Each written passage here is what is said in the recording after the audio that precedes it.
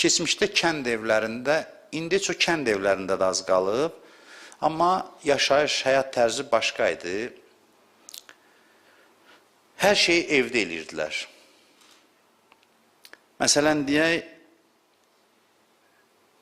çörək bişirir ana uşaqların gözü qabağında. Hətta buğdanı özləri üyüdürdülər, una çevirirdilər əl dəyirmanında.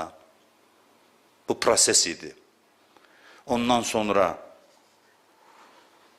un olduqdan sonra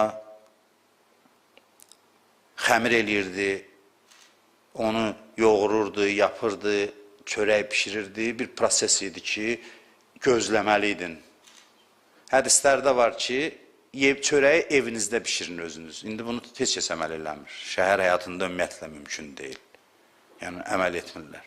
Amma bu özü özlüyündə həyat tərzi uşağın gözünün qabağında baş verir axı. Şuuraltı olaraq onda nəticəyə çatmaq üçün səbirli olmaq lazımdır bir fikrini yaradırdı. Bunun hamısını görürdü. Həyat da biraz daha şirin idi onda o zaman. Həyat daha dolğun idi. Deyirlər ki, məsələn, uşaqlara ağac əkdirin, öz ağacı olsun, ona qulluq eləsin, neçə ildən sonra bar versin. Görsün ki, bir nəticəyə çatmaq üçün ağacın bar verməsi bir prosesdir, dözmək, səbir eləmək lazımdır. Bu şəkildə ona o səbri aşılayın. Bunlar hamısı məşqlərdir, təbii məşqlər idi, insanın həyat tərzindən qaynaqlanırdı. İndi bunlar da yoxdur. İndi güc daha çox minbərə düşür, danışmağa düşür.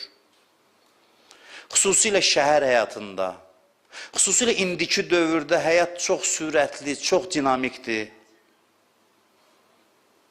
Sosial şəbəkələr, kütləvi informasiya vasitələri, informasiya axını, saniyədə bir xəbər gəlir.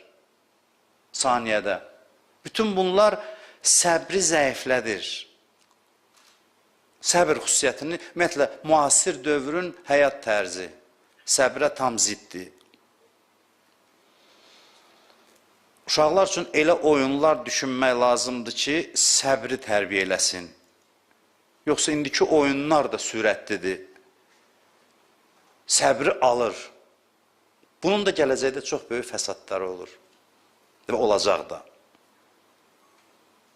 Elə bir oyun fikirləşmək lazımdır ki, axıra qədər səbr edənlər qazansın oyunda.